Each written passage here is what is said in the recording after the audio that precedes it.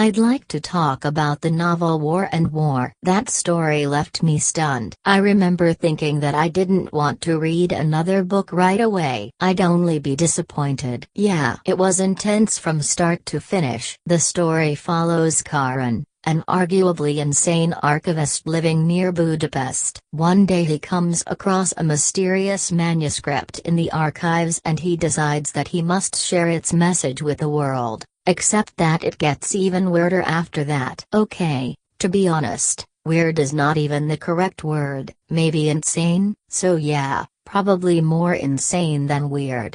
He decides he needs to share his message from the center of the world. He takes his life savings plus the manuscript and sews it into his coat lining, then flies to New York. That is the center of the world for him. He decides that once it has been uploaded onto the internet, which will preserve it for eternity, he will kill himself. I could not even wrap my head around how all of this came from finding one simple manuscript. He basically rambles on about the contents of the manuscript to random strangers. I like how the author addresses this by having him talk for pages at a time, but all the while leaving the actual contents of the manuscript ambiguous, which I think was a very clever technique. It pushed the focus on the main character's behaviors and motivations, even if they did not exactly tie together easily. Yeah, I think the manuscript only says how they are four wanderers who show up during conflicts. They are moving through time and place. Perhaps they are prophets or saints or savants,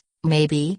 Or maybe not. The main character was not exactly a reliable narrator. I just think that's what makes this story stand out. Nothing is concrete. You cannot be sure of anything here. It's complex and frequently meanders. I had to reread passages often. The first 30 pages were so good. It is intriguing and I am willing to reread this again at some point when perhaps I have more perspective. If I had to summarize it, I'd say it's a hard book to love at first glance, but it's definitely a mesmerizing piece of work.